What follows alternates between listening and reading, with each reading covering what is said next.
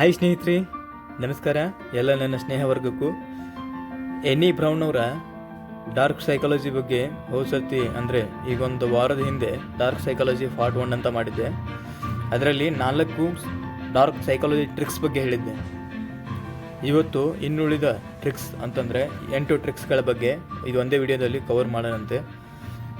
ಅದಕ್ಕೂ ಮುಂಚೆ ಆ ಡಾರ್ಕ್ ಸೈಕಾಲಜಿ ಪಾರ್ಟ್ 1 ನೋಡಿರುವಂಥವರು ಒಬ್ಬರು ನಮ್ಮ ವ್ಯೂವರ್ ಸಬ್ಸ್ಕ್ರೈಬರು ಜ್ಯೋತಿ ಲಕ್ಷ್ಮಿ ಅಂತ ರಿಕ್ವೆಸ್ಟ್ ಮಾಡ್ಕೊಂಡಿದ್ರು, ಗ್ಯಾಸ್ ಲೈಟಿಂಗ್ ಬಗ್ಗೆ ಇನ್ನೊಂದು ಸ್ವಲ್ಪ ವಿವರಣೆ ಕೊಡಿ ಅಂತ. ಅವ್ರಿಗೋಸ್ಕರ ಅನ್ನೋದಕ್ಕಿಂತ ಹೆಚ್ಚಾಗಿ ಗ್ಯಾಸ್ ಲೈಟಿಂಗ್ ಬಗ್ಗೆ ಸ್ವಲ್ಪ ಕಡಿಮೆನೇ ಹೇಳಿದ್ದೆ ನಾನು.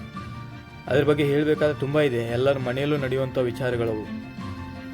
ಈಗ ಯಾರನ್ನೂ ಫಾರ್ ಎಕ್ಸಾಂಪಲ್ ಗ್ಯಾಸ್ ಲೈಟಿಂಗ್ ಅಂದರೆ ಡೆಫಿನೇಷನ್ ಹೇಳ್ತೀನಿ.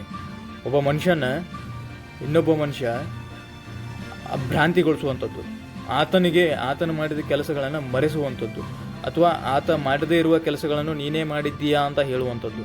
ಅದಕ್ಕೆ ಗ್ಯಾಸ್ ಲೈಟಿಂಗ್ ಅಂತ ಹೇಳ್ತಾರೆ. ಅದರಲ್ಲಿ 2-3 ಎಕ್ಸಾಂಪಲ್ ಕೊಟ್ಟಿದ್ದೀನಿ. ಇವಾಗ ಇನ್ನೊಂದು ಎಕ್ಸಾಂಪಲ್ ಕೊಡ್ತೀನಿ. ಮನೇಲಿ ಅಪ್ಪನೋ ಅಮ್ಮನೋ ದುಡ್ಡು ತಂದಿಟ್ಟಿರ್ತಾರೆ. ಬಟ್ ಅವರು ಇಟ್ಟಿರುವಂಥ ಜಾಗನ ನೀವು ನೋಡಿರ್ತೀರ. ಆಮೇಲೆ ಆ ದುಡ್ಡನ್ನ ಬೇರೆ ಕಡೆ ರಿಪ್ಲೇಸ್ ಮಾಡುವಂಥದ್ದು, ಅದನ್ನು ಅವ್ರು ಇಟ್ಟಿರುವಂಥ ಜಾಗದಿಂದ ಕಿತ್ತು ಇನ್ನೊಂದು ಕಡೆ ಬೇರೆ ಎಲ್ಲೋ ಒಂದು ಕಡೆ ಇಡುವಂಥದ್ದು.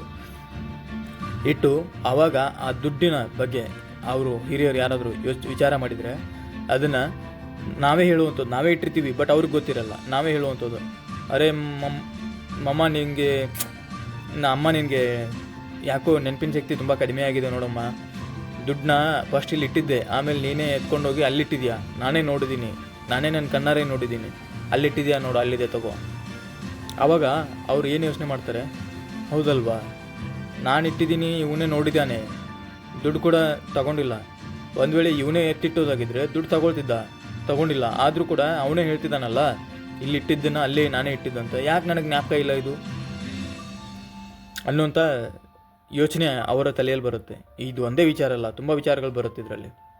ಈಗ ಯಾರೋ ಹೊರಗಡೆ ಏನೋ ಹೇಳಿರ್ತಾರೆ, ಮಾತು ಕೊಟ್ಟಿರ್ತಾರೆ, ಬಟ್ ಇನ್ನೆಲ್ಲೋ ತಿರುಗಾಡ್ತಿರ್ತಾರೆ. ಆದರೆ ಅವರು ಆ ಜಾಗಕ್ಕೆ ಹೋಗಿರೋದೇ ಇಲ್ಲ, ಬಟ್ ಅಲ್ಲಿ 4 ಜನ ಸಾಕ್ಷಿಗಳನ್ನು ಹುಟ್ಟಿಸ್ಬಿಡೋದು. ನೀವು ಬಂದಿದ್ರಿ, ಇಲ್ಲಿ ನಾನು ನೋಡಿದ್ದೀನಿ ಎಕ್ಸಾಕ್ಟ್ ಇದೇ ಟೈಮಲ್ಲಿ, ಬಟ್ ಅವ್ರು ಹೋಗಿರುವಂಥದ್ದು ಆ ಟೈಮಲ್ಲಿ ಬೇರೆ ಕಡೆ ಹೋಗಿರ್ತಾರೆ, ಬಟ್ ನೀವು ಈ ಕಡೆ ಬಂದಿದ್ರಿ ಅಂತ ಹೇಳುವಂಥದ್ದು.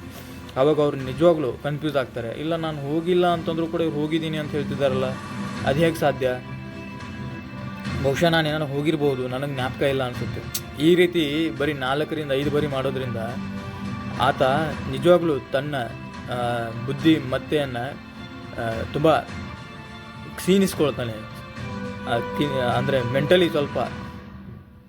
ಡಿಸ್ಟರ್ಬ್ ಆಗಿಬಿಡ್ತಾನೆ. ಅವನಿಗೆ ಕನ್ಫ್ಯೂಷನ್ ಶುರುವಾಗುತ್ತೆ. ಹೌದಾ, ನಿಜವಾಗ್ಲೂ ನಾನು ಇನ್ನೊಂದು ಪ್ಯಾರಲಲ್ ವರ್ಲ್ಡಲ್ಲಿ ಏನಾದರೂ ಜೀವನ ಮಾಡ್ತಾ ಇದ್ದೀನ, ನನಗೆ ಗೊತ್ತಿಲ್ಲದಂಗೆ ಇನ್ನೇನೋ ನಡೀತಾ ಇದೆ, ಇಲ್ಲೇನೋ ನನಗೆ ಗೊತ್ತಿಲ್ಲದಂಗೆ ಏನೇನೋ ಆಗ್ತಾಯಿದೆ, ಬಹುಶಃ ನನಗೆ ಯಾವುದಾದ್ರು ನೆಗೆಟಿವ್ ಥಾಟ್ಸ್ಗಳು ಅಥವಾ ನೆಗೆಟಿವ್ ಎನರ್ಜಿಗಳು ಏನಾದರೂ ಈ ಥರ ಮಾಡಿಸ್ತಿದೆಯಾ ಅಂತ ಯೋಚನೆ ಮಾಡೋ ಲೆವೆಲಿಗೆ ಹೊರಟೋಗ್ತಾನೆ. ಇದು ಬಿಡಿ, ಇದ್ರ ಬಗ್ಗೆ ಹೇಳಿದ್ದೀನಿ. ಪಾಪ ಅವ್ರು ಕೇಳಿದ್ದಕ್ಕೆ ಇನ್ನೊಂದು 2-3 ಎಕ್ಸಾಂಪಲ್ ಕೊಟ್ಟಿದ್ದೀನಿ ಅಷ್ಟೇ. ಈಗ ನೆಕ್ಸ್ಟ್ ಟ್ರಿಕ್ಕು, ಎನಿ ಬ್ರೌನ್ ಅವ್ರು ಬರೆದಿರುವಂಥ ಡಾರ್ಕ್ ಸೈಕಾಲಜಿ ಬುಕ್ ನಿಮ್ಗೆ ಸಿಗುತ್ತೆ, ಆನ್ಲೈನಲ್ಲಿ ಬೇಕಾದ್ರೆ ಓದ್ಬೋದು. ಈಗ 2ನೇ ಟ್ರಿಕ್ಸ್ ಅಂದರೆ ಇದು 1ನೇ ಟ್ರಿಕ್ ಬಿಡಿ, ಇದು ಬೋನಸ್ ಅಂತ. ಅದು ಹಿಂದಿನ ವಿಡಿಯೋದಲ್ಲಿ ಹೇಳಿರುವಂಥದ್ದೇ. ಇವಾಗ ಮತ್ತೊಂದು ಸರ್ತಿ ಹಂಗೆ ಮರುಕಳಿಸಿದೆ. ಇವಾಗ ಮತ್ತೆ 5ನೇ ಟ್ರಿಕ್ ಯಾವುದು? ಸೋಷಿಯಲ್ ಪ್ರೂಫಿಂಗ್ ಅಂತ. ಸೋಷಿಯಲ್ ಪ್ರೂಫಿಂಗ್ ಅಂತಂದರೆ ಒಬ್ಬ ಮನುಷ್ಯ ತನ್ನನ್ನು ತಾನು ಸಮಾಜದ ಮುಂದೆ ತುಂಬ ದೊಡ್ಡ ಗಣ್ಯ ವ್ಯಕ್ತಿ ಅನ್ನೋ ಥರ ಬಿಂಬಿಸ್ಕೊಳ್ಳುವಂಥದ್ದು. ಬಟ್ ಅವನ ಬ್ಯಾಕ್ಗ್ರೌಂಡಲ್ಲಿ ಏನೂ ಇರಲ್ಲ. ಅವನು ಆ ಥರ ಆ ಲೆವೆಲಿಗೆ ರೀಚ್ ಆಗುವಂಥ ಮನುಷ್ಯನೇ ಅಲ್ಲ. ಬಟ್ ರಾಯಲ್ ಆಗಿ ತುಂಬ ರೆಮಂಡ್ ಕಂಪ್ನಿಯ ಶರ್ಟ್ಸು, ಪ್ಯಾಂಟ್ಗಳು, ಕೋಟ್ಗಳು, ಕಣ್ಣಿಗೆ ಒಂದು ರೇಬಾನ್ ಗ್ಲಾಸು, ಕೈಯಲ್ಲಿ ಒಂದು ರೋಲೆಕ್ಸ್ ತುಂಬ ಕಾಸ್ಟ್ಲಿಯೆಸ್ಟ್ ಗಡಿಯಾರ, ಈ ರೀತಿ ಎಲ್ಲ ಇಟ್ಕೊಂಡು ಜನಗಳನ್ನ ನಂಬಿಸ್ತಿರ್ತಾರೆ. ಇದು ಸೋಷಿಯಲ್ ಪ್ರೂಫಿಂಗ್ ಅಂತ. ಬಟ್ ಇದಕ್ಕೆ ಇದು ಸ್ಟ್ರೀಟ್ ಡ್ರಾಮಾ ನಡೆಯುತ್ತೆ ಯುರೋಪಿಯನ್ ಕಂಟ್ರಿಯಲ್ಲಿ. ಆ್ಯಕ್ಚುಲಿ ರಾಬರ್ಟ್ ಅನ್ನೋ ಹುಡುಗ ಮನೆಯಿಂದ ಆಚೆ ಬರ್ತಿರ್ತಾನೆ. ಅವನಿಗೆ ಡೈಲಿ ಹಾಗೆ ಅವನು ಗಲ್ಲಿಯಲ್ಲಿ ಹೋಗ್ತಿರುವಾಗ ಎದುರುಗಡೆ ಒಬ್ಬ ಮನುಷ್ಯ ಭೇಟಿ ಆಗ್ತಾನೆ, ನಿಕ್ಸನ್ ಅಂತ. ಅವನು ನೋಡಿ ಹಾಯ್ ಅಂತಾನೆ. ಯಾರೋ ಗೊತ್ತಿಲ್ಲ ಪಾಪ, ಸುಮ್ಮನೆ ಏನೋ ಅವನು ಹಾಯ್ ಅಂತಾನೆ, ಇವನು ಅಂತಾನೆ ಹಾಯ್ ಅಂತಾನೆ. ವಿಶಸ್ ನಡೆಯುತ್ತೆ, ವಿಶ್ ಮಾಡ್ತಾನೆ. ಅವನು ಆಮೇಲೆ ಮುಂದೆ ಹೋಗ್ತಾನೆ. ಮುಂದೆ ಹೋದರೆ ಅಲ್ಲಿ ಒಬ್ಬ ಮನುಷ್ಯ ಮಲ್ಕೊಂಡಿರ್ತಾನೆ, ಅಂದರೆ ಫುಲ್ ಎಣ್ಣೆಗಿಣ್ಣೆ ಹೊಡೆದು ಫುಲ್ ಟೈಟಾಗಿ ಮಲಗಿರ್ತಾನೆ ರಸ್ತೆ ಪಕ್ಕದಲ್ಲೇ. ಇವನಿಗೆ ರಾಬರ್ಟ್ಗೆ ಏನಾಗುತ್ತೆ, ಯಾರೋ ಮಲಗಿದಾರಲ್ಲಪ್ಪ ಅವ್ನು ನನ್ನ ಮನೆಗೆ ಬಿಟ್ಟು ಬರಬೇಕು, ಅವನನ್ನು ಮನೆಗೆ ಬಿಡುವಂಥ ವ್ಯವಸ್ಥೆ ಏನಾದರೂ ಮಾಡಬೇಕು ಅನ್ನುವಂಥ ಯೋಚನೆ ಅವನ ಮೈಂಡಲ್ಲಿ ಬರುತ್ತೆ. ಬಟ್ ಅದು ತಕ್ಷಣ ಹೊರಡ್ತಾನೆ, ಅವನು ಹೋಗಿ ಅವನನ್ನು ಎತ್ತೋದಕ್ಕೆ ಟ್ರೈ ಮಾಡ್ತಾನೆ. ಅವನು ಹೇಳಲ್ಲ, ತುಂಬ ದೊಡ್ಡ ಘಟ ಆಗಿರುತ್ತದು. ಘಟ ಅಂತಂದರೆ ತುಂಬ ಅಟ್ಟುಕಟ್ಟು ದಪ್ಪ ಮನುಷ್ಯ, ಅವನ ಕೈಗೆ ಹೇಳೋಕ್ಕಾಗಲ್ಲ, ರಾಬರ್ಟ್ ಎಬ್ಸೋಕ್ಕಾಗಲ್ಲ. ಆವಾಗ ನಿಕ್ಸನ್ ಕರೀತಾನೆ, ನಿಕ್ಸನ್. ಅವ್ನು ನಿಕ್ಸನ್ ಅಂತ ಹೆಸರು ಕೂಡ ಗೊತ್ತಿರಲ್ಲ, ಬಟ್ ಬಾಯಿಲಿ ಒಂಚೂರು ಎತ್ತನ ಇವನನ್ನ ಅಂತ. ಆದರೆ ಅವನು ಬರ್ತಾನೆ, ಬಂದ ತಕ್ಷಣವೇ ಅವನಿಗೆ ಎಬ್ಸಕ್ಕೆ ಹೋಗ್ತಾರೆ. ಅವನು ಹಾಸ್ಗಳಲ್ಲ ಅಂತಂದರೆ ಅವ್ರಿಗೆ ಎಬ್ಸೋಕ್ಕಾಗಲ್ಲ, ಅವನಲ್ಲೇ ಬಿದ್ಕೊತಾನೆ. ಸರಿ, ಇಲ್ಲೇ ಬಿದ್ಕೊಂಡಿದ್ರಲ್ಲಿ ಅವನ ಪಾಕೆಟಲ್ಲಿ ಏನಾದರೂ ಅವನದು ಐಡೆಂಟಿಟಿ ಏನಾದರೂ ಇದೆಯಾ ನೋಡೋಣ, ಕೊನೆಗೆ ಅವ್ರ ಮನೆಗಾದರೂ ಫೋನ್ ಮಾಡಿ ಅವನ ಬಗ್ಗೆ ಹೇಳಿದ್ರಾಯ್ತು ಅನ್ನೋಂಥ ಯೋಚನೆ ಮಾಡಿ ರಾಬರ್ಟ್ ಅವ್ನ ಜೋಬಕ್ಕೆ ಕೈ ಹಾಕ್ತಾನೆ. ಜೋಬಕ್ಕೆ ಕೈ ಹಾಕಿದ ತಕ್ಷಣ ಪಾಕೆಟ್ ಸಿಗುತ್ತೆ. ಅವ್ನ ಪಾಕೆಟಲ್ಲಿ ಸುಮಾರು $10,000 ಇರುತ್ತೆ ದುಡ್ಡು. $10,000 ನೋಡ್ತಾನೆ. ಅವ್ನು ಮೊದಲು ಇದು ಹೆಲ್ಪ್ ಮಾಡಬೇಕು ಅಂತ ಬಂದವನ ಮೈಂಡು ಟೋಟಲಿ ಚೇಂಜ್ ಆಗಿಬಿಡುತ್ತೆ. ಅವನ ಕಣ್ಣಿಗೆ ದುಡ್ಡಿನ ಮೇಲೆ ಇರುತ್ತೆ. ಆವಾಗ ಆ ರಾಬರ್ಟು ಅವನನ್ನು ಬಿಡ್ತಾನೆ, ದುಡ್ಡನ್ನ ನೋಡ್ತಾನೆ. ಒಂದು ಸರ್ತಿ ಆ ನಿಕ್ಸನ್ ಕಡೆ ಮುಖ ಮಾಡ್ತಾನೆ, ನೋಡು ದುಡ್ಡಿದೆ ಅಂತ ಹೇಳಿ. ಬಟ್ ಆವಾಗ ನಿಕ್ಸನ್ ಅಂತಾನೆ, ಇಲ್ಲ ನನಗೂ 50-50 ಸೇರಬೇಕು ಅಂತ ಕೇಳ್ತಾನೆ. ಆಮೇಲೆ ತಕ್ಷಣ ಮತ್ತೆ ರಾಬರ್ಟ್ಗೆ ಅವ್ನು ಕಟ್ಕೊಂಡಿದ್ನಲ್ಲ ಕೈಯಲ್ಲಿ ಕಟ್ಕೊಂಡಿದ್ದ ವಾಚು ಮತ್ತು ಮೇಲಿರುವ ಕನ್ನಡಕ ಎರಡದ್ರ ಮೇಲೂ ಬೀಳುತ್ತೆ. ಆವಾಗ ತಕ್ಷಣವೇ ಅವನಂತಾನೆ ರಾಬರ್ಟು, ಇಲ್ಲ ನೀನು ಈ ದುಡ್ಡನ್ನ ಇಟ್ಕೊಂಡು ನಾನು ಈ ವಾಚ್ನ ಇಟ್ಕೊತೀನಿ, ಇಲ್ಲಿ ಇಬ್ಬರಿಗೂ ಸಮ ಆಗೋಯ್ತು, ನೀನು ದುಡ್ಡು ಇಟ್ಕೊಂಡು ನಾನು ವಾಚ್ ಇಟ್ಕೊತೀನಿ ಅಂತಾನೆ. ನಿಕ್ಸನ್ ಅಂತಾನೆ, ಲೂಸು, ನನಗೆ ಗೊತ್ತಿಲ್ವಾ ವಾಚಿನ ವ್ಯಾಲ್ಯೂ ಎಷ್ಟು ಅಂತ, ಲಕ್ಷ $1 ಬಾಳುತ್ತದು, ನನಗೆ ದುಡ್ಡು ಬೇಡ, ವಾಚ್ ಕೊಟ್ಬಿಡು, ನೀನು ಆ ದುಡ್ಡನ್ನ ಇಟ್ಕೊಂಡು ಹೋಗು ಅಂತ. ಆದರೆ ರಾಬರ್ಟ್ ಇದನ್ನು ಒಪ್ಪಲ್ಲ. ಅವನಿಗೇನು ವಾಚ್ನ ಹೆಂಗಾದ್ರೂ ಮಾಡಿ ನಾನು ತೊಗೊಳ್ಳೇಬೇಕು, ನನಗೆ ಬೇಕೇ ಬೇಕು ಅನ್ನೋ ಒಂದು ಅಂದರೆ ದೃಢ ನಿರ್ಧಾರಕ್ಕೆ ಬಂದಿರ್ತಾನೆ. ಹಾಗಾಗಿ ಒಂದು ಆಫರ್ ಕೊಡ್ತಾನೆ ನಿಕ್ಸನ್ಗೆ, ಇಲ್ಲ ನನ್ನ ಮನೇಲಿ ಇನ್ನೂ ಒಂಚೂರು $30,000 ಇದೆ, ನಾನು ಎತ್ತಿಟ್ಟಿದ್ದೀನಿ, ಅದನ್ನು ಕೊಡ್ತೀನಿ, ವಾಚ್ನ ನನಗೆ ಬಿಟ್ಕೊಡು, ಇದು $10,000 ನೀನೇ ಇಟ್ಕೊ ಅಂತ ಹೇಳ್ತಾನೆ. ಸರಿ ಆಯಿತು ಅಂತೇಳಿ ನಿಕ್ಸನ್ ರಾಬರ್ಟ್ ಜೊತೆಗೆ ಮನೆಗೆ ಹೋಗ್ತಾನೆ. ಹೋಗಿ ಆ ವಾಚ್ನ ರಾಬರ್ಟ್ ಕೈಲಿ ಕೊಟ್ಟು, ಆ ಮೊದಲು ಪಾಕೆಟಲ್ಲಿ ಇತ್ತಲ್ಲ $10,000 ಮತ್ತು ಅವನ ಹತ್ರ ಇದ್ದಿದ್ದು $30,000 ಟೋಟಲ್ $40,000 ತೊಗೊಂಡು ನಿಕ್ಸನ್ ಆಚೆ ಕಡೆ ಬರ್ತಾನೆ. ಬಂದು ಒಂದೇ ಒಂದು ಸನ್ನೆ ಮಾಡಿದ ತಕ್ಷಣವೇ ಆ ಮಲಗಿದ್ನಲ್ಲ ವ್ಯಕ್ತಿ, ಆತ ಎದ್ದು ಅವನ ಜೊತೆ ಹೊರಟೋಗ್ತಾನೆ. ಅರ್ಥಾತ್ ಆತ ನಟಿಸ್ತಾ ಇದ್ದ, ಎಣ್ಣೆ ಹೊಡೆದು ಮಲಗಿರೋರ ಥರ ನಟಿಸ್ತಾ ಇದ್ದ. ಗೊತ್ತಿರಲಿಲ್ಲ ಇವನಿಗೆ ರಾಬರ್ಟ್ಗೆ ಇದು ನನ್ನ ಸುತ್ತಲೂ ಒಂದು ಜೇಡ್ರ ಬಲೆ ಹಬ್ಕೊಂಡಿದೆ, ಇವತ್ತು ನಾನು ಹೆಂಗೋ ಫೂಲ್ ಆಗ್ತೀನಿ, ಬಕ್ರ ಆಗ್ತೀನಿ ಅಂತ ಈತನಿಗೆ ಗೊತ್ತಿರಲ್ಲ. ಬಟ್ ಈತ ವಾಚ್ನ ಇಟ್ಕೊಂಡು ತುಂಬ ಖುಷಿ ಆಗ್ತಾನೆ, $1 ಲಕ್ಷ ಬೆಲೆ ಬಾಳೋ ವಾಚ್ ನನಗೆ ಸಿಗ್ತಲ್ಲ ಅಂತೇಳಿ. ಬಟ್ ಅವನು ಅದನ್ನು ಮಾರ್ಕೆಟಿಗೆ ತೊಗೊಂಡೋಗಿ ತೋರಿಸಿದಾಗ $200-300 ವ್ಯಾಲ್ಯೂ ಇಲ್ದಿರೋಂಥ ನಕಲಿ ವಾಚ್ ಆಗಿರುತ್ತದು. ಅದಾದಮೇಲೆ ಆ್ಯಕ್ಚುಲಿ ಆತ ಮೋಸ ಹೋಗಿದ್ದು ಹೇಗೆ ಗೊತ್ತಾ, ಆತ ಬ್ರ್ಯಾಂಡೆಡ್ ವಸ್ತುಗಳು, ಬ್ರ್ಯಾಂಡೆಡ್, ಆಮೇಲೆ ಅವ್ನು ಹಾಕ್ಕೊಂಡಿದ್ನಲ್ಲ ಮೈ ಮೇಲೆ ಬ್ರ್ಯಾಂಡೆಡ್ ಬಟ್ಟೆಗಳು, ಗ್ಲಾಸು, ಅದನ್ನು ನೋಡಿ ಆತ ಅವನ ಕೈಲಿರೋ ವಾಚ್ ಕೂಡ, ಹೌದು ಇವನು ಶ್ರೀಮಂತಾನೆ, ಇವನ ಹತ್ರ ಈ ವಾಚ್ ಇದ್ದರೆ ಏನು ಸುಳ್ಳಲ್ಲ, ಅದು ನಂಬಲಿಕ್ಕೆ ಅರ್ಹವಾದಂಥ ಮಾತು ಅಂತ ಹೇಳಿ ಆತ ಆ ವಾಚಿನ ಮೇಲೆ ಮಾತ್ರ ವ್ಯಾಮೋಹ ತೋರಿಸ್ತಾನೆ.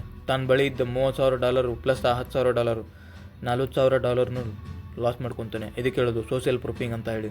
ಯಾರಾದರೂ ಇವಾಗ ನೋಡಿದ್ದು ನಮ್ಮ ಕರ್ನಾಟಕದಲ್ಲಿ ತುಂಬ ಜನ ಮಾಡ್ತಿದ್ದಾರೆ ಅದನ್ನು.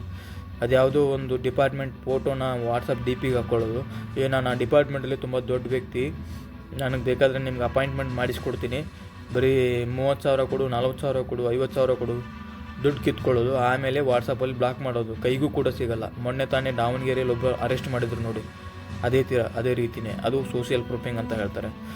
ಇದು next trick, ghost lightly wrong. ನಿಮ್ಗೆ ಯಾರ ಬಗ್ಗೆ ಏನಾದರೂ ಅವನ ಹತ್ರ ನಿಜ ಬಾಯಿ ಬಿಡಿಸ್ಬೇಕು ಅಂತಂದರೆ ನೇರವಾಗಿ ಹೋಗಿ ನೀನು ನಿಜ ಹೇಳು ಅಂತಂದರೆ ಯಾರೂ ನಿಜ ಹೇಳಲ್ಲ.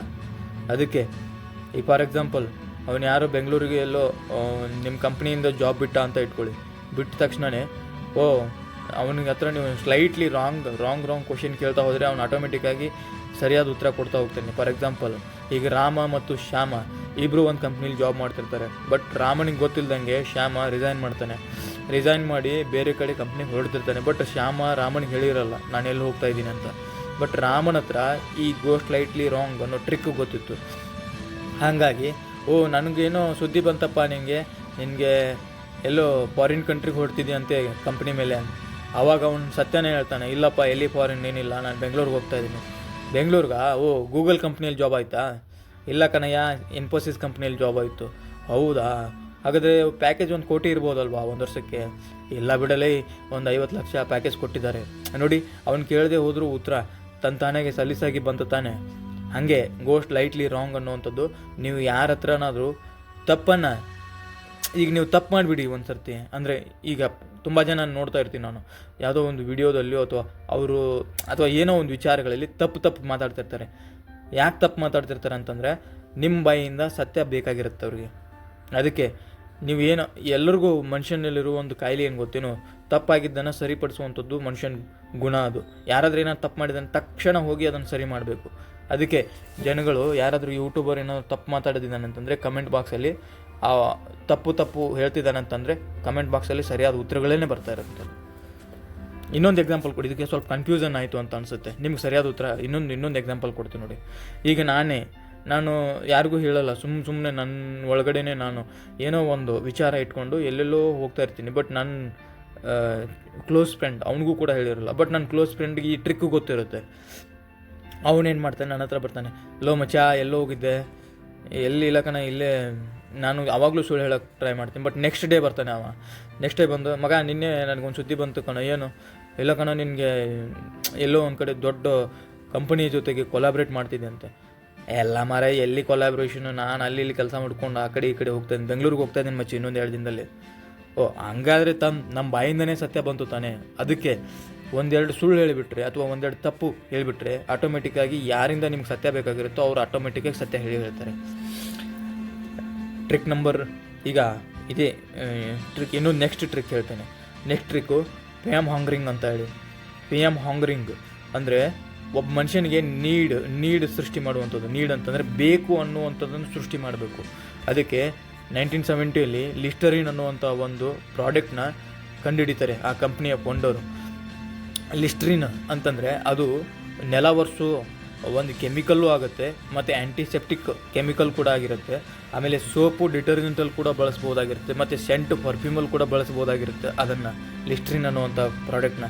ಇವರೆಲ್ಲ ಏನು ಯೋಚನೆ ಮಾಡ್ತಾರೆ, ಆ ಪ್ರಾಡಕ್ಟು ಮಾರ್ಕೆಟಲ್ಲಿ ಹೈಪ್ ಕ್ರಿಯೇಟ್ ಮಾಡುತ್ತೆ, ಇದನ್ನು ನನ್ನ ಮಾರ್ಕೆಟಲ್ಲಿ ತುಂಬ ಧೂಳೆಬ್ಸುತ್ತೆ ಮಾರ್ಕೆಟ್ ತುಂಬ ಅಂತ ಹೇಳಿ ಅವರು ಕಂಪನಿ ಫೌಂಡರ್ ಅಂದ್ಕೊಂಡಿರ್ತಾರೆ.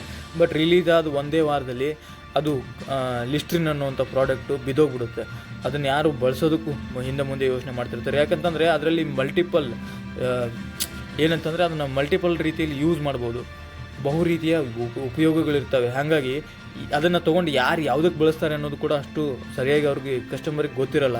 ಹಾಗಾಗಿ ಅವರು ಕಂಪ್ನಿಯವರು ಒಬ್ಬ ಕನ್ಸಲ್ಟೆಂಟ್ನೇ ಹಿಡಿದು ಅವರು ಕೇಳ್ತಾರೆ, ಈ ಪ್ರಾಡಕ್ಟ್ನ ನಮ್ಮ ಮಾರ್ಕೆಟಲ್ಲಿ ಲಾಂಚ್ ಮಾಡಿದ ತಕ್ಷಣ ಬಿದ್ದೋಯ್ತು, ಇದನ್ನು ಹೆಂಗಾರು ಮಾಡಿ ಹೈಪ್ ಕ್ರಿಯೇಟ್ ಮಾಡಬೇಕಲ್ಲ, ಹೆಂಗೆ ಮಾಡೋದು ಅಂತ ಕೇಳ್ತಾನೆ. ಆವಾಗ ಆ ಕಂಪ್ನಿಯವನಿಗೆ ಈ ಟ್ರಿಕ್ ಗೊತ್ತಿತ್ತು ಅನಿಸುತ್ತೆ, PM ಹಾಂಗರಿಂಗ್. ಅವನು ಒಂದು ಅಡ್ವರ್ಟೈಸ್ ಮಾಡ್ತಾನೆ. ಈ ಫಾರ್ ಎಕ್ಸಾಂಪಲ್ ಎಲ್ಲರೂ ಬಾಯಿ, ಕೆಲವೊಬ್ರಿಗೆ, ಎಲ್ಲರದು ಅಂತ ಹೇಳಲ್ಲ, ಕೆಲವೊಬ್ರು ಬಾಯಿ ಬೆಳಗ್ಗೆ ಎದ್ದ ತಕ್ಷಣ ಅಥವಾ ಡೈಲಿ ಅವರು ಈ ಗುಟ್ಕಾ, ಚೂಯಿಂಗಮ್ಮು ಏನು ತಿನ್ನದೇ ಇದ್ದರೆ ಬಾಯಿ ಒಂದು ಚೂರು ದುರ್ವಾಸನೆ ಬರ್ತಾ ಇರುತ್ತೆ. ಹಾಗಾಗಿ ಕೆಲವೊಬ್ಬ ಹುಡುಗಿರಿಗೆ ಈ ಡೇಟಿಂಗು ಅಥವಾ ಈ ಗರ್ಲ್ ಫ್ರೆಂಡ್ಸು, ಬಾಯ್ ಫ್ರೆಂಡ್ಸು ಸಿಗ್ತಿರಲಿಲ್ಲ ಆ ದುರ್ವಾಸನೆಯಿಂದಾನೆ. ಹಾಗಾಗಿ ಅವ್ರು ಹೇಳ್ತಾರೆ, ನಿಮ್ಮ ಬಾಯಿಯ ದುರ್ವಾಸನೆಯನ್ನು ಹೋಗಲಾಡಿಸೋದಕ್ಕೆ ಈ ಲಿಸ್ಟರಿನ್ ಅನ್ನುವಂಥ ಪ್ರಾಡಕ್ಟು ತುಂಬಾ ಅದ್ಭುತವಾಗಿದೆ ಅಂತ ಹೇಳಿ ಈ ಥರ ಒಂದು ಅಡ್ವರ್ಟೈಸ್ ಮಾಡಿದ ತಕ್ಷಣವೇ ಯಾರಿಗೆಲ್ಲ ಅದು ಅವಶ್ಯಕತೆ ಇತ್ತು ಅವರೆಲ್ಲ ಖರೀದಿ ಮಾಡಿದ್ದಾರೆ. ತಕ್ಷಣವೇ $20 ಬಿಲಿಯನ್ ಅಂತಂದರೆ $20 ಬಿಲಿಯನ್ ಮಾರ್ಕೆಟ್ ಶೇರ್ನ ಅದು ಪಡ್ಕೊಳ್ಳುತ್ತೆ ಲಿಸ್ಟರಿನ್. ಇದು PM ಹಾಂಗರಿಂಗ್. ಯಾರಿಗೆ ನೀಡ್ ಇರುತ್ತೋ ಅವರಿಗೆ ಈ ಒಂದು ಪ್ರಾಡಕ್ಟ್ನ ಅಥವಾ ಇನ್ನೊಂದೇನೋ ಅದನ್ನು ರೀಚ್ ಮಾಡುವಂಥದ್ದೇ PM ಹಾಂಗರಿಂಗ್. ಅವರಿಗೆ ನೀಡ್ಸ್ಗಳನ್ನು ಕ್ರಿಯೇಟ್ ಮಾಡುವಂಥದ್ದು, ಅವ್ರಿಗೆ ಬೇಕಾಗಿರುವಂಥದ್ದು, ಅವಶ್ಯಕತೆಯನ್ನು ಸೃಷ್ಟಿಸುವಂಥದ್ದು. ಇನ್ನೊಂದು ನೆಕ್ಸ್ಟು ಪೋರ್ ಸ್ಟೀಮಿಂಗ್ ಬರುತ್ತೆ ಇದರಲ್ಲಿ. ನೆಕ್ಸ್ಟ್ ಸೈಕಾಲಜಿ ಟ್ರಿಕ್ಕು ಪೋರ್ ಸ್ಟೀಮಿಂಗ್ ಅಂತಂದರೆ ಮೊದಲೆಲ್ಲ ಇತ್ತು ತುಂಬ ದಿನಗಳ, ಈಗೂ ಇದೆ. LML ಅಂತ ಇದೆ, MLM ಮಲ್ಟಿ ಲೆವೆಲ್ ಮಾರ್ಕೆಟಿಂಗ್. MLMಲ್ಲಿ ಅಥವಾ ಇನ್ನೊಂದು ಯಾವುದೋ ಈ IT ಕಂಪ್ನಿಗಳು ಅಥವಾ ಸಾಫ್ಟ್ವೇರ್ ಕಂಪ್ನಿಗಳು ಈ ರೀತಿ ಇರುತ್ತಲ್ಲ, ಆ ಕಂಪ್ನಿಗಳಲ್ಲಿ ಪೋರ್ಸ್ಗಳನ್ನ ಯಾವ ರೀತಿ ಬಿಲ್ಡ್ ಮಾಡಿರ್ತಾರೆ ಅಂತಂದರೆ ಅವರಿಗೆ ಮಾಡಲೇಬೇಕು, ಇದನ್ನು ಮಾಡಿದ್ರೇ ನೆಕ್ಸ್ಟು ನಿನಗೆ ಏನೋ ಒಳ್ಳೆ ಪ್ರಾಫಿಟ್ ಸಿಗುತ್ತೆ ಅನ್ನುವಂಥದ್ದು ಅವ್ರ ತಲೆಯಲ್ಲಿ ಆಸೆಗಳನ್ನು ಹುಟ್ಟಿಸುವಂಥದ್ದು. ಈಗ ನೋಡ್ಬೇಕು ನೀವು MLMನಲ್ಲಿ ಹೇಳ್ತಾರೆ, ನೀನು ಇನ್ನೊಂದು ವರ್ಷದಲ್ಲಿ ಇದು ಮರ್ಸಿಡೀಸ್ ಬೆಂಚ್ ಕಾರ್ ಬೇಡವಾ, ಅಥವಾ ಲ್ಯಾಂಬೋರ್ಗಿನಿ ಬೇಡವಾ, ಅಥವಾ ನಿಮ್ಮ ಮನೆ ಮುಂದೆ ಫೆರಾರಿ ನಿಂತ್ಕೊಳ್ಳೋದು ಬೇಡವಾ, ನಿಮ್ಮ ಮನೇಲಿ ಈಗ ಬರ್ತಾನೆ ಇದೆಯಲ್ಲ, ನಾಳೆ 4 ಅಂತಸ್ತಿನ ಮನೆ ಕಟ್ಟೋದು ಬೇಡವಾ, ಹಾಗಾದರೆ ಮೊದಲು ಹೋಗಿ 10 ಜನನ ಜಾಯಿನ್ ಮಾಡಿಸು, 12 ಜನನ ಜಾಯಿನ್ ಮಾಡಿಸು. ಅವ್ರಿಗೆ ಕಣ್ಮುಂದೆ ಅಂದರೆ ಮೂಗಿಗೆ ತುಪ್ಪ ಹಚ್ಚೋದು ಅದೇ ಅಂತ ಹೇಳ್ತಾರಲ್ಲ, ಮೂಗಿಗೆ ತುಪ್ಪ ಹಚ್ಚಿ ಕೆಲಸ ಮಾಡಿಸ್ಕೊಳ್ಳುವಂಥದ್ದು. ಅದೇ ಬೇಸಿಕ್ ನೀಡ್ಸ್ಗಿಂತ ಹೈ ಲೆವೆಲ್ ನೀಡ್ಸ್ಗಳನ್ನು ಅವ್ರ ಮುಂದೆ ಇಡುವಂಥದ್ದು. ಅವ್ರಿಗೆ ಆ ನೀಡ್ಸ್ ಆಕ್ಯುಪೈಡ್ ಮಾಡಬೇಕು ಅನ್ನುವಂಥ ಇಂಟೆನ್ಷನಲ್ಲಿ ಅವರು ಕೆಲಸ ಮಾಡ್ತಾರೆ. ಅದನ್ನು ಪೋಸ್ಟ್ ಟೈಮಿಂಗ್ ಅಂತ ಕರೀತಾರೆ. ಇದು ಎಲ್ಲ ಕಡೆ ನಡೆಯುತ್ತೆ. ನಮ್ಮ ಐ ಟಿ ಸೆಕ್ಟ್ರಲ್ಲೂ ನಡೆಯುತ್ತೆ. ಐ ಟಿ ಸೆಕ್ಟರ್ ಅಂತಂದರೆ ನೀವು ಇನ್ಕಮ್ ಟ್ಯಾಕ್ಸ್ ಅನ್ಬೇಡಿ, ಇದು ನಮ್ಮದು ಸಾಫ್ಟ್ವೇರ್ ಡಿಪಾರ್ಟ್ಮೆಂಟು, ಅಲ್ಲಿ ನಡೆಯುತ್ತೆ. ಕೆಲವೊಂದು ಮಾರ್ಕೆಟಿಂಗ್ ಏಜೆನ್ಸಿಗಳಿರ್ತಾವಲ್ಲ, ಅವ್ರಿಗೆ ಟಾರ್ಗೆಟ್ ಕೊಡ್ತಾರೆ. ನೀನು ಇವತ್ತು 10 ಮಾರ್ಕೆಟ್ ಮಾಡಿದರೆ ನಿನಗೆ 5,000 ಗಿಫ್ಟ್ ವೌಚರ್ ಕೊಡ್ತೀನಿ, ಇಲ್ಲ ನೀನು 1,000 ಮಾರ್ಕೆಟ್ 1,000 ಯೂನಿಟ್ನ ಸೆಲ್ ಮಾಡಿದರೆ ನಿನಗೆ ಒಂದು ಫಾರಿನ್ ಟ್ರಿಪ್ ಫ್ರೀಯಾಗಿ ಕೊಡ್ತೀನಿ ಅಂತ ಹೇಳ್ತಾರಲ್ಲ, ಅದೇ ಪೋಸ್ಟ್ ಟೀಮಿಂಗ್ ಅಂತ ಹೇಳಿ. ಇನ್ನು ನೆಕ್ಸ್ಟು ಆ್ಯಂಪ್ಲಿಫೈಯಿಂಗ್ ಪ್ರಾಬ್ಲಮ್ಸ್ ಅಂತಂದರೆ, ಫಾರ್ ಎಕ್ಸಾಂಪಲ್ ಒಂದು ಹುಡುಗಿ ಒಬ್ಬ ಹುಡುಗನಿಗೋಸ್ಕರ ವೆಯ್ಟ್ ಮಾಡ್ತಿರ್ತಾರೆ ಪಾರ್ಕಲ್ಲಿ, ಅಥವಾ ಪಾರ್ಕಲ್ಲೋ ಇನ್ನೆಲ್ಲೋ ಒಂದು ಇದರಲ್ಲಿ ವೆಯ್ಟ್ ಮಾಡ್ತಿರ್ತಾರೆ. ಬಟ್ ಹುಡುಗ ಬರೋದು ಒಂದು ಅರ್ಧ ಗಂಟೆ ಲೇಟ್ ಆಗುತ್ತೆ. ಇದರಲ್ಲಿ 2 ಟ್ರಿಕ್ಸ್ ಇದೆ, ಮ್ಯಾನಿಪ್ಯುಲೇಟಿಂಗ್ ಸ್ಟೇಟ್ಮೆಂಟು ಮತ್ತು ಆ್ಯಂಪ್ಲಿಫೈಯಿಂಗ್ ಪ್ರಾಬ್ಲಮ್ಸು. ಎರಡೂ ಒಂದೇ ಟ್ರಿಕ್ಕು, ಬಟ್ ಅದರಲ್ಲಿ ಸ್ವಲ್ಪ ಇದರದ್ದು ಅದು ಅಷ್ಟೊಂದು ಡಿಫ್ರೆನ್ಸಿಯೇಷನ್ ಏನಿರಲ್ಲ, ಬಟ್ ಲೈಟಾಗಿ ಡಿಫ್ರೆನ್ಸ್ ಆಗುತ್ತೆ ಅಷ್ಟೇ. ಅದು ಏನಂದರೆ, ಆ ಹುಡುಗ ಲೇಟಾಗಿ ಬಂದ ತಕ್ಷಣವೇ ಈ ಹುಡುಗಿ ಉದ್ಗಾರ ಅಂತಂದರೆ ನಮ್ಮ ಕನ್ನಡದಲ್ಲಿ ಭಾವ ಸೂಚಕ ಚಿಹ್ನೆ ಬರುತ್ತಲ್ಲ, ಅದು ಉದ್ಗಾರ ವಾಚಕ. ಆ ಥರ, ಓ ಮೈ ಗಾಡ್, ಅರ್ಧ ಗಂಟೆ ಆಯಿತು ನಾನು ಇಲ್ಲಿ ನಿಂತ್ಕೊಂಡು, ಬಿಸಿಲು ನೋಡು ಇಲ್ಲಿ ಮೇಲೆ, ನಾನು ಊಟ ಸಹಿತ ಮಾಡಿಲ್ಲ ಇನ್ನೂವರೆಗೂ ಇಷ್ಟೊಂದು. ಅಂದರೆ ಅವ್ನು ಬಂದಿರೋದು ಒಂದು 15 ನಿಮಿಷ, ಒಂದು ಅರ್ಧ ಗಂಟೆ ಲೇಟ್ ಅಷ್ಟೇ, ಬಟ್ ಇದನ್ನು ತುಂಬ ದೊಡ್ಡದಾಗಿ ವಿಸ್ತರಿಸಿಬಿಡುವಂಥದ್ದು. ಅದು ಏನು ಪ್ರಪಂಚನೇ ಮುಳುಗೋಯ್ತಾ ಅಥವಾ ಪ್ರಳಯನ ಆಗೋಯ್ತಾ ಅನ್ನೋ ರೀತಿ ಮಾಡಿಬಿಡುವಂಥದ್ದು. ಅದಾದಮೇಲೆ ಆ ಹುಡುಗ ಇನ್ನೊಂದು ಇನ್ಕ್ಲೂಡ್ ಮಾಡ್ತೀನಿ ಇದರಲ್ಲೇ, ಸೆಲ್ಫ್ ಎಂಬಾರಿಸ್ಮೆಂಟ್ ಅನ್ನುವಂಥದ್ದು ಟ್ರಿಕ್. ಅದು ಕೂಡ ಅದಕ್ಕೆ ಎಕ್ಸಾಂಪಲ್ ಕೊಡೋದಕ್ಕೆ ಮುಂದಿನ ಟ್ರಿಕ್ ಬಂದಾಗ ಹೇಳ್ತೀನಿ. ಬಟ್ ಇದರಲ್ಲಿ ಅವ ಸೆಲ್ಫ್ ಎಂಬಾರಿಸ್ಮೆಂಟ್ ಅನ್ನುವಂಥ ಟ್ರಿಕ್ ಗೊತ್ತಿದ್ರೆ ತನ್ನನ್ನು ತಾನು ಕೆಳಗಡೆ, ಅಂದರೆ ತುಂಬ ಕೆಳಮಟ್ಟಕ್ಕೆ ತೋರಿಸ್ಕೊತಾನೆ.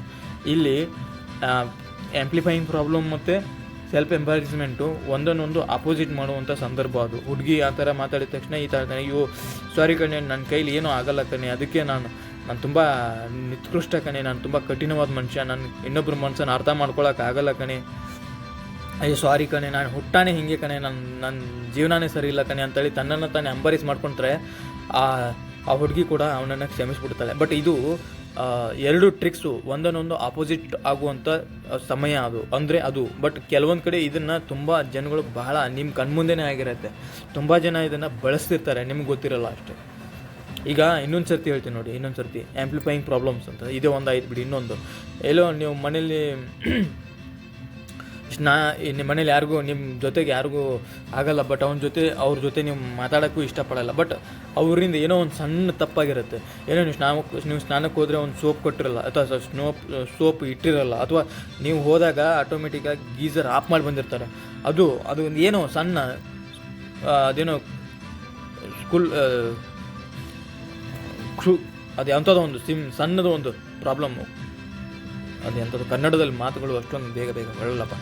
ಆ ಸಣ್ಣ ಪುಟ್ಟ ಒಂದು ಸಣ್ಣ ಪ್ರಾಬ್ಲಮ್ ಮಾಡಿದ ತಕ್ಷಣ ಅವ್ರಿಗೆ, ಏಯ್ ನಿನಗೇನು ತಲೆ ನೆಟ್ಟಿಗಿದೆಯಾ, ಇಷ್ಟೊಂದು ಚಳಿ ಇದೆ, ಗೀಸರ್ ಆಫ್ ಮಾಡ್ಕೊಂಡು ಬಂದಿದ್ಯಾ, ಇದು ಈ ಥರನೇ ಮಾತಾಡ್ತಾ ಇರ್ತಾರೆ. ಸೋಪ್ ಇಟ್ಟಿಲ್ಲ, ನಿಮ್ಮ ಅಪ್ಪನ ಮಂದಿ ಅಂತ ತಂದಿದ್ಯಾ ಸೋಪ್ನ, ನನ್ನ ಕೊಡೋಕೆ ನಿನಗೇನು ಕೊಡ್ಬೇಕು ತಾನೆ, ಸೋಪ್ ಇಡ್ಬೇಕು ತಾನೆ ಅಲ್ಲಿ, ಅಥವಾ ಗೀಸರ್ ಕರೆಂಟ್ ಬಿಲ್ ನಾನು ತುಂಬ್ತಾ ಇದ್ದೀನಿ, ನಿನಗೇನು ಬಟನ್ ಚಾಲೂ ಮಾಡಿಬಿಟ್ಟು ಬರ್ಬೇಕು ತಾನೆ. ಇದು ಪ್ರಾಬ್ಲಮ್, ಆ್ಯಂಪ್ಲಿಫೈಯಿಂಗ್ ಪ್ರಾಬ್ಲಮ್ಸ್ ಅಂತೇಳಿ. ಇದು ನೆಕ್ಸ್ಟ್ ಟ್ರಿಕ್ ಬರುತ್ತೆ. ಇನ್ನೊಂದು ಯಾವುದು, ಅದೇ ಹೇಳಿದ್ನಲ್ಲ, ಸೆಲ್ಫ್ ಎಂಬಾರಿಸ್ಮೆಂಟ್ ಅಂತ. ಸೆಲ್ಫ್ ಎಂಬಾರಿಸ್ಮೆಂಟಲ್ಲಿ ನಿಮ್ಮನ್ನು ಯಾರಾದರೂ ತುಂಬ ದೂರನೇ ಮಾಡ್ತಾರೆ, ಅಂದರೆ ನಿಮ್ಮ ಮೇಲೆ ತುಂಬ ಬೈತಿದ್ದಾರೆ, ಅಥವಾ ನಿಮ್ದೇನೋ ತಪ್ಪು ಇದೆ, ಬಟ್ ಆದರೆ ನಿಮ್ಗೆ ಅದನ್ನು ಬಯಸ್ಕೊಳ್ಳೋಕ್ಕಾಗ್ತಾಯಿಲ್ಲ. ಅವರು ನಿಮ್ಮನ್ನು ನ್ಯಾರೋ ಫಿಂಗರಲ್ಲಿ ನೋಡ್ತಿದ್ದಾರೆ ಅಂತಂದರೆ, ನೀವು ಅದರಿಂದ ತಪ್ಪಿಸ್ಕೊಳ್ಬೇಕಂತಂದರೆ ಒಂದೇ ಒಂದು ಸಿಂಪಲ್ ಟ್ರಿಕ್ಕು, ಸೆಲ್ಫ್ ಎಂಬಾರಿಸ್ಮೆಂಟ್. ನಿಮ್ಮನ್ನು ನೀವು ಕೆಳಗಡೆ ತೋರಿಸ್ಕೊಂಬಿಡಿ, ಕೆಳಗಡೆ ಅಂದರೆ ತುಂಬ ಕೆಳಮಟ್ಟಕ್ಕೆ ತೋರಿಸ್ಕೊಳ್ಳಿ, ನಿಮ್ಮನ್ನು ನೀವು ತುಂಬ ಇನ್ಸರ್ಟ್ ಮಾಡ್ಕೊಳ್ಳಿ. ಸೆಲ್ಫ್ ಎಂಬಾರಿಸ್ಮೆಂಟು. ಅದಕ್ಕೆ ಇನ್ನೊಂದು ಸಮರೂಪನ ಅಂತಂದರೆ ಸೆಲ್ಫ್ ಇನ್ಸಲ್ಟಿಂಗ್. ನಿಮ್ಮನ್ನು ನೀವು ಇನ್ಸಲ್ಟ್ ಮಾಡ್ಕೊಂಬಿಟ್ರೆ ನಿಮ್ಮ ಅಪೋಸಿಟ್ ಮಾತಾಡೋವಂಥ ವ್ಯಕ್ತಿ ಮರೆತು ಬಿಡ್ತಾನೆ, ಅದನ್ನು ಅಲ್ಲಿಗೆ ಬೆಳೆಸೋದೇ ಇಲ್ಲ. ಇದೇ ಮ್ಯಾನಿಪ್ಯುಲೇಟಿಂಗ್ ಸ್ಟೇಟ್ಮೆಂಟ್ ಕೂಡ ಇದರಲ್ಲೇ ಬರುತ್ತೆ. ಮ್ಯಾನಿಪ್ಯುಲೇಟಿಂಗ್ ಸ್ಟೇಟ್ಮೆಂಟ್ ಅಂತಂದರೆ ಯಾರು ಈಗ ರಾಜಕಾರಣಿಗಳು ಮಾಡುವಂಥ ಕೆಲಸನೇ ಅದು ಮ್ಯಾನಿಪ್ಯುಲೇಟಿಂಗ್ ಸ್ಟೇಟ್ಮೆಂಟ್ಸ್. ಇವತ್ತೊಂದಿನ ಸುದ್ದಿಗೋಷ್ಠಿಯಲ್ಲಿ ಏನೋ ಒಂದು ಕೊಡೋದು, ನಾಳೆ ಅದನ್ನೇ ಸುದ್ದಿಗೋಷ್ಠಿಯಲ್ಲಿ ಕೊಟ್ಟರು, ನಾನು ಆ ರೀತಿ ಹೇಳಿಲ್ಲ, ನಾನು ಆ ಥರ ಮಾತಾಡಿಲ್ಲ, ಇಲ್ಲ ಅದು ನಾನು ಆ ಥರ ಹೇಳಿರಲಿಲ್ಲ, ಬಟ್ ಅವರು ಈ ಥರ ಬರೆದಿದ್ದಾರೆ. ಸುದ್ದಿಗೋಷ್ಠಿ ಮಾಡುವಂಥವ್ರು ಯಾರು ಇರ್ತಾರಲ್ಲ, ಇವರು ಮೀಡಿಯಾದವ್ರ ಮೇಲೆ, ಇಲ್ಲ ನಾನು ಆ ರೀತಿ ಹೇಳಿಲ್ಲ, ಬಟ್ ಮೀಡಿಯಾದವರು ಈ ಥರ ಅದನ್ನು ತಿರುಚಿ ಬರೆದಿದ್ದಾರೆ ಅನ್ನುವಂಥದ್ದು. ಆಮೇಲೆ ಇನ್ನೊಂದೇನು ಮೊನ್ನೆನೇ ನಡೀತು ನೋಡಿ, ಅವ್ರು ಯಾರೋ ಕರಿಯ ಕುಮಾರಸ್ವಾಮಿ ಅಂತ ಹೇಳಿದ್ರು. ನೆಕ್ಸ್ಟ್ ಜಮೀರ್ ಅಹ್ಮದ್ ಮತ್ತೆ ಹೇಳಿದ್ದು, ಇಲ್ಲ ನಾನು ಅವರು ಕ್ಲೋಸ್ ಫ್ರೆಂಡ್ಸು, ಅವ್ನು ನನ್ನ ಕುಳ್ಳ ಅಂತ ಕರಿತೀನಿ, ನಾನು ಅವನನ್ನೇ ಕರಿಯ ಅಂತ ಕರಿತೀನಿ. ಬಟ್ ಜನರಲ್ಲಿ ಒಂದು ಆ ಸ್ಟೇಟ್ಮೆಂಟ್ನ ಮ್ಯಾನಿಪ್ಯುಲೇಟ್ ಮಾಡಿದ ತಕ್ಷಣ ಏನು ಅನಿಸುತ್ತೋ, ಅವ್ರಿವ್ರು ಫ್ರೆಂಡ್ಸ್ ಇರ್ಬೋದು, ಬಟ್ ಪ್ರೀತಿಯಿಂದ ಆ ಥರ ನಾವು ಕರಿತೀವಲ್ಲ, ನನ್ನ ಫ್ರೆಂಡ್ಸ್ ಯಾವ ಗಿಡ್ಡ ಇದ್ರೆ ಅಂದರೆ ಕುಳ್ಳ ಇದ್ರೆ ಇಲ್ಲೇ ಕುಳ್ಳ ಅಂತ ಕರಿತೀವಿ, ಇಲ್ಲ ಅವ್ನು ಸ್ವಲ್ಪ ಕಪ್ಗಿದ್ಲೇ ಕರಿಯ, ನನ್ನ ಮಗನೇ ನಿನ್ಗೆ ಯಾರು ಬೆಳ್ತಾರೆ ಹುಡುಗಿರು, ಈ ಥರ ನಾವೇನು ಮಾತಾಡ್ತಿರ್ತೀವಲ್ಲ, ಅದೇ ರೀತಿ ಮಾತಾಡಿರ್ಬೋದು ಅನ್ನುವಂಥದ್ದು ಮನುಷ್ಯರ ಅಂದರೆ ನಮ್ಮ ಜನಗಳ ತಲೆಯಲ್ಲಿ ಮೂಡುತ್ತದು. ಅದು ಕೂಡ ಒಂದು ಡಾರ್ಕ್ ಸೈಕಾಲಜಿ ಟ್ರಿಕ್ಕೇ. ಇನ್ನೊಂದು ಬರುತ್ತೆ, ಇನ್ನೊಂದು ಟ್ರಿಕ್ಕು ಯಾವುದು, ಸೈಲೆಂಟ್ ಟ್ರೀಟ್ಮೆಂಟ್ ಅಂತ. ಸೈಲೆಂಟ್ ಟ್ರೀಟ್ಮೆಂಟ್ ಅಂದರೆ ಯಾರಾದರೂ ನಿಮಗೆ ತಪ್ಪು ಮಾಡಿದ್ದಾರೆ ಅಥವಾ ನಿಮ್ಮ ಮುಂದೆ ಅವರು ತಲೆ ಬಾಗಬೇಕು, ನಿಮ್ಮ ಮುಂದೆ ಅವರು ಸಾರಿ ಕೇಳಬೇಕು, ಅಥವಾ ನಿಮ್ಮ ಹತ್ರ ಬಂದವರು ಇಲ್ಲ ನಾನು ಆ ಥರ ಮಾಡಬಾರ್ದಾಗಿತ್ತು, ಆ ಥರ ಮಾಡಿದೆ, ಅದನ್ನು ಮಾಡಬೇಕು ಅಂತ ನನ್ನ ಮನಸ್ಸಲ್ಲಿ ಇರಲಿಲ್ಲ, ಬಟ್ ಆ ಥರ ಮಾಡುವಂಥ ಸಂದರ್ಭ ಬಂತು, ತಪ್ಪು ಮಾಡಿದೆ ಸಾರಿ ಅಂತ ಕೇಳಿಸ್ಕೊಳ್ಬೇಕಂತಂದರೆ ಸಿಂಪಲ್ ಸೈಲೆಂಟ್ ಟ್ರೀಟ್ಮೆಂಟು. ಸುಮ್ಮನೆ ಯಾರ ಜೊತೆಗೂ ಮಾತಾಡ್ಕೊಡ್ದು, ಸುಮ್ಮನೆ ನಿಮ್ಮನ್ನು ನೀವು ಮೌನವಾಗಿರಿಸ್ಕೊಂಡ್ಬಿಟ್ರೆ ನಿಮ್ಮ ಜೊತೆ ಡೈಲಿ ಮಾತಾಡೋರು ಇರ್ತಾರಲ್ಲ, ಫಾರ್ ಎಕ್ಸಾಂಪಲ್ ನಿಮ್ಮ ಗರ್ಲ್ ಫ್ರೆಂಡ್ಸು, ಅಥವಾ ನಿಮ್ಮ ಮನೆಯಲ್ಲಿ ನಿಮ್ಮ ಅಪ್ಪನೋ ಅಮ್ಮನೋ ತಂಗಿನೋ ಅಣ್ಣನೋ ಯಾರೋ ಇರ್ತಾರಲ್ಲ, ಅವ್ರ ಜೊತೆಗೆ ಮಾತು ಬಿಟ್ಬಿಟ್ರೆ ನೋಡಿ, ಒಂದಿನ ನೋಡ್ತಾರೆ, 2 ದಿನ ನೋಡ್ತಾರೆ, 3ನೇ ದಿನ ಅವರೇ ಬರ್ತಾರೆ. ಬಂದು ಅವ್ರು ನಿಮ್ಮದೇ ತಪ್ಪಿದ್ರು ಕೂಡ ಅವರು ಸಾರಿ ಕೇಳ್ತಾರೆ. ಇಲ್ಲ ಕಣೆ, ನನಗೆ ಗೊತ್ತಿರಲಿಲ್ಲ, ನಿನ್ನ ಮನಸ್ಸಿಗೆ ಇಷ್ಟೊಂದು ಹರ್ಟ್ ಆಗುತ್ತೆ ಅಂತ ಗೊತ್ತಿರಲಿಲ್ಲ, ನಾನು ಆ ಥರ ಮಾತಾಡಬಾರ್ದಾಗಿತ್ತು, ಇಲ್ಲ ಆ ಥರ ತಪ್ಪು ಮಾಡಬಾರ್ದಾಗಿತ್ತು, ಏನೇ ನೀನು ಇಷ್ಟು ಚಿಕ್ಕ ವಿಷಯಕ್ಕೆಲ್ಲ ಇಷ್ಟೊಂದು ಸೀರಿಯಸ್ ಆಗಿಬಿಡ್ತೀಯ, ಸಾರಿ ಕಣೆ ಅಂತೇಳಿ ಅವರೇ ಸಾರಿ ಕೇಳ್ತಾರೆ. ಇದು ಸೈಲೆಂಟ್ ಟ್ರೀಟ್ಮೆಂಟ್ ಅಂತ. ಆಯ್ತಲ್ಲ, 12 ಟ್ರಿಕ್ಸ್ಗಳು ಆಗೋಯ್ತು. ಮೊನ್ನೆ 4 ಟ್ರಿಕ್ಸ್ ಹೇಳಿದ್ದೆ, ಇವತ್ತು 8 ಟ್ರಿಕ್ಸ್ ಹೇಳಿದ್ದೀನಿ. ಆಯಿತು, 12 ಟ್ರಿಕ್ಸ್ ಆಗೋಯ್ತು.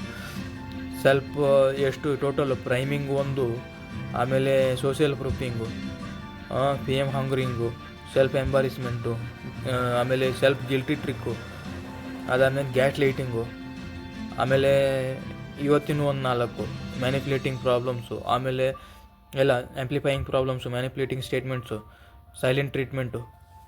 ಆಯ್ತು, ಎಲ್ಲ 12 ಹೇಳಿದ್ದೀನಿ. ಈ ಬುಕ್ ನಿಮಗೆ ಅವೈಲೇಬಲ್ ಇದೆ ಆನ್ಲೈನಲ್ಲಿ. ಎನಿ ಬ್ರೌನ್ ಅಂತ ಬರೆದಿರೋದು, ಡಾರ್ಕ್ ಸೈಕಾಲಜಿ ಅಂತ ಬುಕ್ಕು ಹೆಸರು. ಅಲ್ಲಿ ಹೋಗಿ ಆನ್ಲೈನಲ್ಲಿ ತೊಗೊಂಡ್ರೆ PDF ಸಿಗುತ್ತೆ, ನಿಮಗೆ ಬೇಕಾದರೆ ಆಡಿಯೋ ಬುಕ್ಕು ಸಿಗುತ್ತೆ. ಒಂದು ಸರ್ತಿ ಓದಿ ನೋಡಿ. ಬಟ್ ಇದನ್ನು ದಯಮಾಡಿ ಹೇಳ್ತೀನಿ, ಯಾರು ನಿಮ್ಮ ಸ್ವಾರ್ಥಕ್ಕಾಗಿ ಈ ಟ್ರಿಕ್ಸ್ಗಳನ್ನು ಬಳಸೋಕ್ಕೆ ಹೋಗಬೇಡಿ. ನಿಮಗೆ ಯಾರಾದರೂ ಮೋಸ ಮಾಡ್ತಿದ್ದಾರೆ ಅಂದರೆ ಮಾತ್ರ ಬಳಸಿ. ಒಳ್ಳೆಯದಾಗಲಿ ಎಲ್ಲರಿಗೂ. ಹೇಗನ್ನಿಸ್ತು ಹೇಳಿ. ನಮಗೆ ಹೇಳುವಂಥದ್ದು ಸ್ವಲ್ಪ ಇನ್ನೂ ಪಳಗಬೇಕು. ಯೂಟ್ಯೂಬಲ್ಲಿ ನಮ್ಮ ಭಾಷೆ ಸರಿ ಇಲ್ಲ ಅಂತ ಅನಿಸುತ್ತೆ, ಮಾತುಗಳು ಸರಿಯಾಗಿ ಬರೋಲ್ಲ, ಧ್ವನಿ ಕೂಡ ಸರಿಯಾಗಿಲ್ಲ ಅಂತ ಅನಿಸುತ್ತೆ, ಕೆಲವೊಮ್ಮೆ ಡಿಸ್ಟರ್ಬೆನ್ಸ್ ಜಾಸ್ತಿ ಇರುತ್ತೆ. ನೋಡಿ, ಬೆಳೆಯೋದಕ್ಕೆ ಅವಕಾಶ ಮಾಡಿಕೊಡಿ. ಮುಂಬರುವ ದಿನಗಳಲ್ಲಿ ಒಳ್ಳೆ ಕಂಟೆಂಟ್ನ ಕೊಡ್ತೀನಿ. ನಮಸ್ಕಾರ. ಈ ಕಂಟೆಂಟ್ ಚೆನ್ನಾಗಿದ್ದರೆ ಕಮೆಂಟ್ ಬಾಕ್ಸಲ್ಲಿ ಏನಾದರೂ ಕಮೆಂಟ್ ಮಾಡಿ, ನಿಮ್ಗೆ ತೋಚಿದ್ದನ್ನು. ಬೈದಾದರೂ ಬೈರಿ, ಇಲ್ಲ ಹೊಗಳಾದರೂ ಹೊಗಳಿದ್ರಂತೂ ನಾನು ತಗೊಳ್ಳಲ್ಲ ಬಿಡಿ. ಏನು ಪ್ರಾಬ್ಲಮ್, ಏನು ತಪ್ಪಾಗಿದೆ ಅದನ್ನು ಕಮೆಂಟ್ ಮಾಡಿ ತಿಳಿಸಿ. ನೆಕ್ಸ್ಟ್ ವೀಡಿಯೋದಲ್ಲಿ ಭೇಟಿಯಾಗೋಣ. ಜೈ ಹಿಂದ್, ಜೈ ಭಾರತ್ ಮಾತಾಕಿ, ವಂದೇ ಮಾತರಂ. ನಮಸ್ಕಾರ.